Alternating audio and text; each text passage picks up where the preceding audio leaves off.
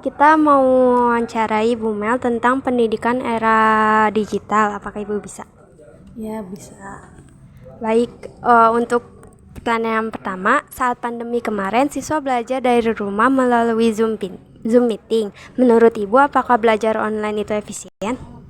Belajar online itu tergantung bagaimana konsep dari gurunya menyampaikan materi di dalam platform Zoom gitu ya, Zoom ataupun Google Meeting. Kalau memang gurunya sudah punya konsep yang bagus, metode yang bagus untuk mengajar, insya Allah Zoom itu jadi mengasihkan gitu.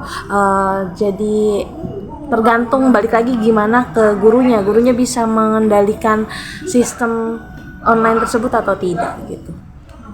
Baik, pertanyaan selanjutnya, bagaimana Ibu meningkatkan keterlibatan dan partisipasi siswa dalam pembelajaran daring saat pandemi kemarin? Gimana caranya kita ngajak siswa biar aktif gitu ya? Caranya tuh biasanya kalau kita ngajar di Zoom biasanya ngabsen satu-satu. Kalau ngabsen satu-satu tuh harus nunjukin mukanya gitu, jangan di cam off gitu. Jadi camnya harus on, supaya kita bisa tahu si siswa itu posisinya lagi di mana, sudah siap belajar atau belum gitu. Jadi tetap ada feedback antara guru menanyakan, nanti anak tersebut disuruh baca materinya supaya mereka tetap terjaga fokusnya gitu. Baik, untuk pertanyaan selanjutnya, bagaimana cara memanfaatkan teknologi untuk meningkatkan kualitas pembelajaran? Cara memanfaatkan teknologi bisa dengan kita harus menguasai si teknologi itu sendiri gitu. Jangan sampai ada tersedia teknologi yang canggih tapi kita sebagai manusia yang modern gak bisa memanfaatkan teknologi dengan baik gitu ya. Kadang kan kita manusia itu males-malesan. Intinya kalau teknologi itu niatnya mau atau tidak. Kalau kamu mau, pasti kamu akan mempelajari teknologi tersebut dengan sungguh-sungguh. Tapi kalau kamu males, jawabannya enggak, ya udah kamu akan tergerus sama teknologi yang canggih itu gitu.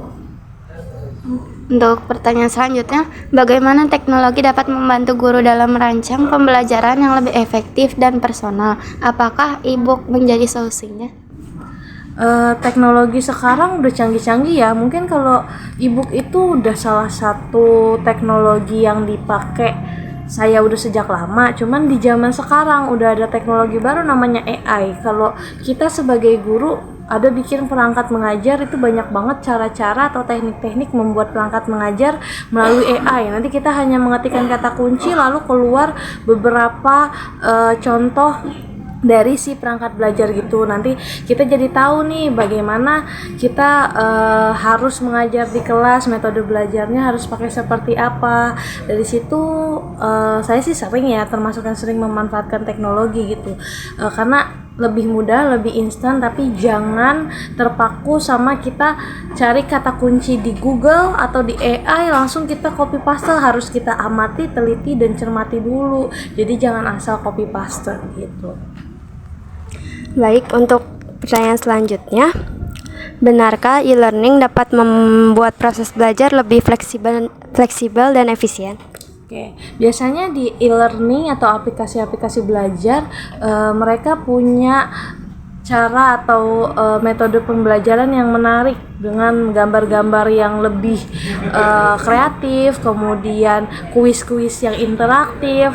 Biasanya e-learning ini menjadi salah satu pembangkit minat dari belajar si siswa tersebut. Jadi e-learning ini termasuk salah satu yang bisa dimanfaatkan, dan kalau tepat memanfaatkannya bisa menjadi perubahan yang baik di era modernisasi ini gitu.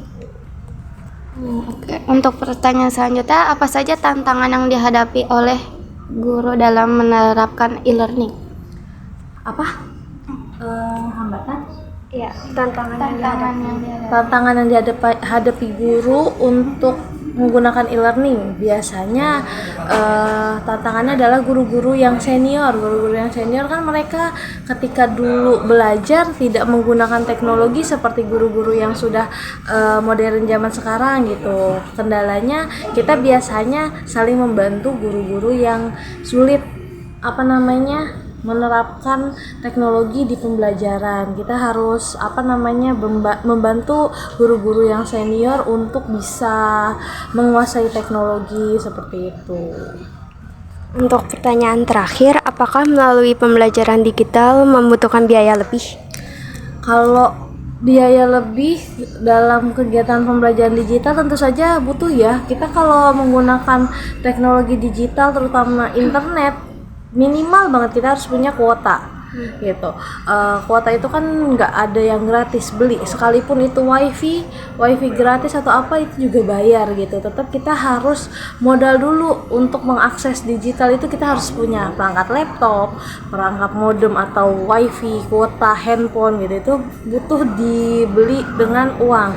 Tapi kalau kita bisa memanfaatkannya dengan baik, semua itu bisa menghemat waktu, menghemat tenaga, energi gitu. Karena waktu itu juga mahal ya gitu. Makanya kalau kita nggak bisa memanfaatkannya, bisa jadi bumerang bagi manusia itu sendiri gitu.